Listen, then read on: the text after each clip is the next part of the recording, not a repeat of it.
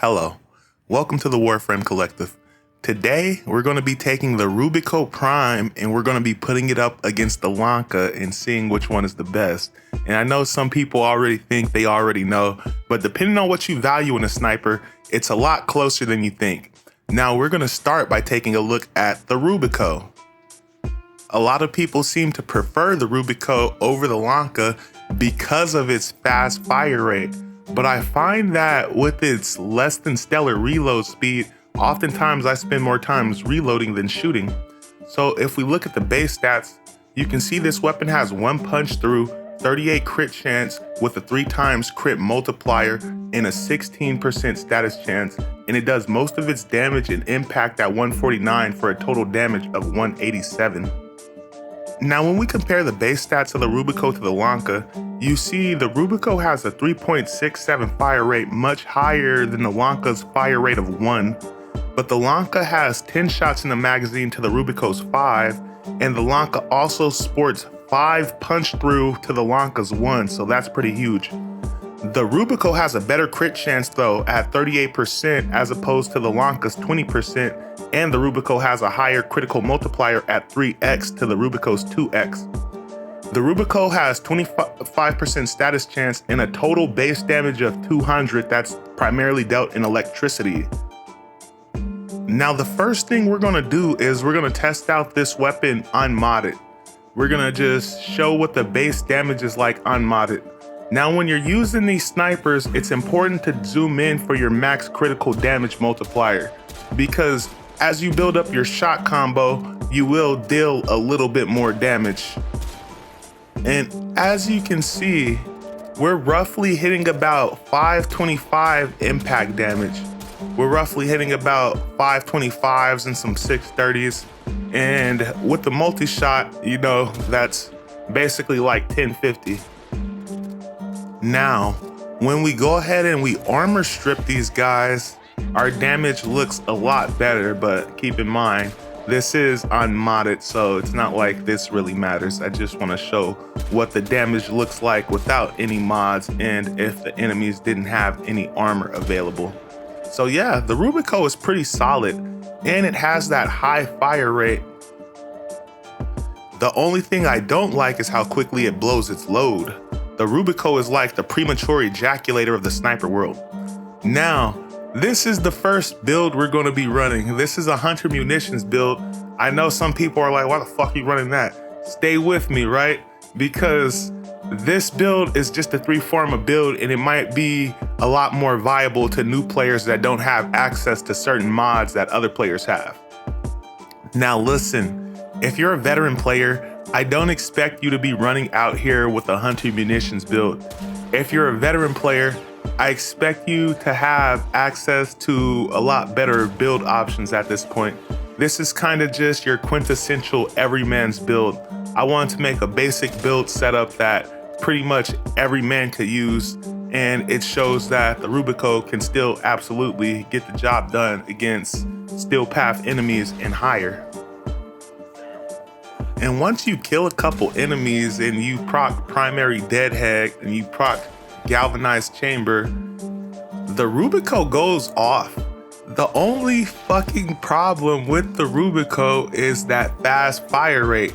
The Rubico Prime is like the premature ejaculator of the sniper world for how fast it blows its load. And I know I'm pacing my shots here, but in normal gameplay, you will blow your load pretty fast. Now, I want to show that once again, you know, now that we basically have all of our buffs active, you know, we're just going to do this one more time. One more time.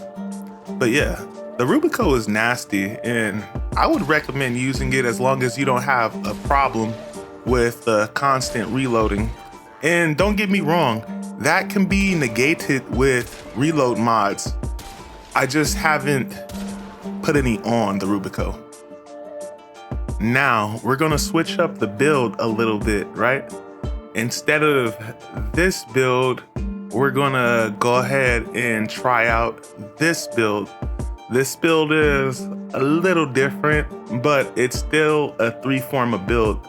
And as you can see, we did lose a little bit of fire rate and we did lose a bit of multi-shot, but we gained critical multiplier as well as critical chance. So because we lost a little bit of multi-shot, our first shot in the mag isn't going to be all that, even though it still does crazy damage. But once you take that first shot and you start building up galvanized chamber and primary deadhead, you're pretty much going to be one-shotting enemies, including Eximus units. And it might take you 2 shots to get through their overguard, but for the most part, you're going to be one-shotting these assholes. One thing that I will say is this looks really good, but it's dramatically different in a mission, because in a mission, there's so much going on. We're gonna go ahead and show that off once again with all our buffs active. So I've noticed that in a mission, these snipers are actually pretty inconsistent for the simple fact that I seem to have trouble hitting a lot of my headshots. Now, that might not be a problem for you. You're probably a much better Warframe player than I am. Then on top of that, I'm playing on the PS5 on this account. So yeah, you might have no problem hitting headshots on mouse and keyboard. I just found it difficult in mission with all the chaos going on. Next, we do have a Riven for this weapon, but the Riven is actually really fucking annoying for the simple fact that it comes with 6.60 cold damage, right? I don't know why the fuck I can't make corrosive with this shit, but for some reason, because it has that little bit of cold damage, I cannot make corrosive with this weapon with this mod setup. So it pisses me off because in order to make corrosive, I'm gonna need to pharma this thing again, and I really did not want to have to invest more pharma in the Rubico. But that's just me. The Rubico is actually a great weapon. It's actually definitely worth investing more pharma in. It's just not something I wanted to have to do. So instead of a corrosive build right now, we're gonna test out a viral build, and keep in mind that heavy gunners aren't necessarily weak to viral, but we're gonna make it work anyway. Now, keep in mind that when we're doing this, corrupted bombards are weak to viral, but heavy gunners are not necessarily weak to viral. But even though heavy gunners are not necessarily weak to viral damage, this weapon still does absolute work anyway with this build setup, as you can see.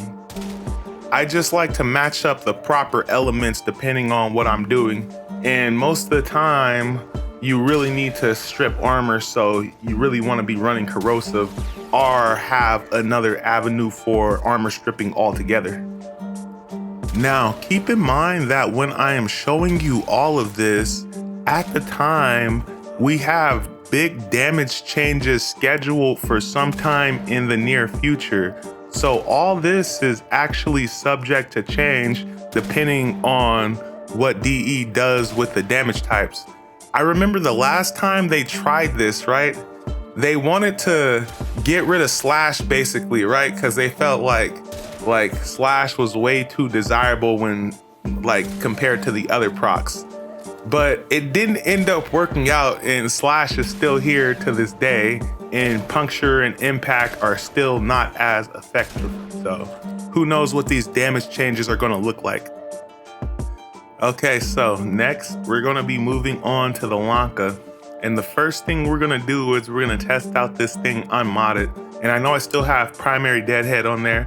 That really doesn't matter, but we're gonna rock this thing unmodded and see how this weapon performs. And then we're gonna throw a build on it. Okay. So when you're using the Lanka, one of the first things you'll notice is the Lanka actually has 3 zoom settings. It has 3.0, 5.0, and 8.0. Ideally, you want to be using it at 8, but that's one of the first reasons why people don't really care for the Lanka. One of the second reasons is this thing is pretty hard to get. Then when you do get it, the build investment is actually kind of crazy. One of the next reasons a lot of people don't like the Lanka is for the simple fact that the fire rate is so low on this weapon. But as you can see, we were hitting about 508 damage. Now that we stripped their armor, we're hitting almost 20k. And this is unmodded. So now we're gonna go ahead and throw a build on the Lanka. So another reason why people don't like the Lanka is the Forma investment, because in order to even make this thing work, you need to put at least like 4 Forma on this thing. I mean, to be honest, you need like 5, but in order to really make this thing work, you need at least 4 to 5 Forma. And even then, while you're trying to level this weapon up, you're really not gonna see the full scope of the Lanka until you get those last couple Forma on there, right? Then you're gonna see your entire build starting to come together. And because the Lanka rate is so slow, you really do need a fire rate mod on this damn thing. But once you put a full build on the Lanka, also you need to back up a little bit more because of that high scope zoom, right? But once you put a full build on the Lanka is still kind of underwhelming. It's still kind of underwhelming until you build up your damage, right? Because once you get all your buffs active, the Lanka will deal crazy damage. It may seem slightly underwhelming at first, but once your damage ramps up, the Lanka can actually do crazy work.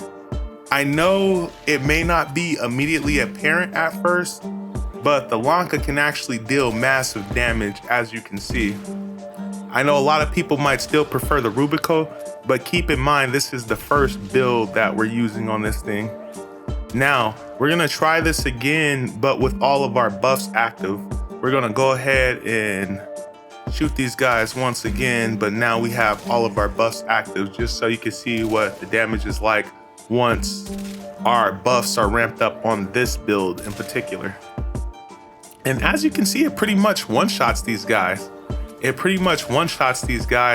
And I'm not spending half the time reloading. So yeah, the Lanka is not a bad option at all. So the next thing we're gonna do is we're gonna switch up the build on the Lanka, as we do have a Riven for this weapon. And this is the build we're gonna be running. And as you can see, that brings our total damage up to 2,454. So let's go ahead and see what this build does.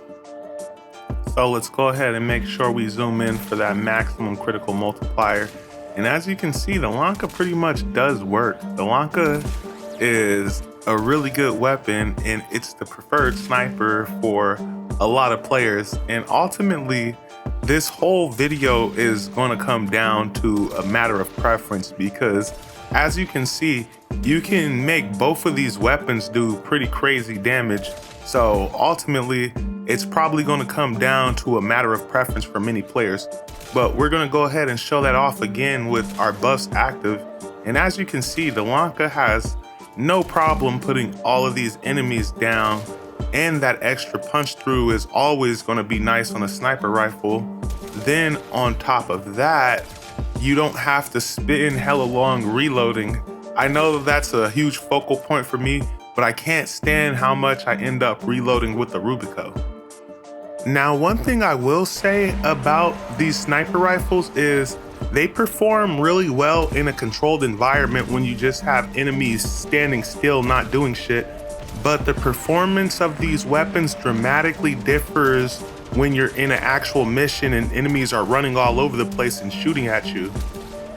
And look, I know you see me right here DPSing this Eidolon while using Nyx.